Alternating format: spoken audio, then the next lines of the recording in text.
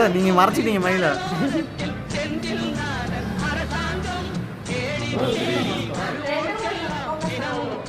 தெரியுதுங்க sir, mask போட்டு நிற்கிறீங்க.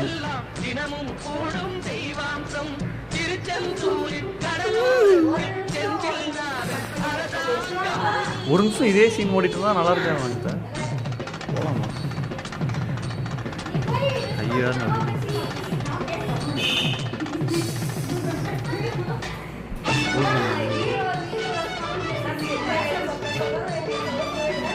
கழிச்சாங்க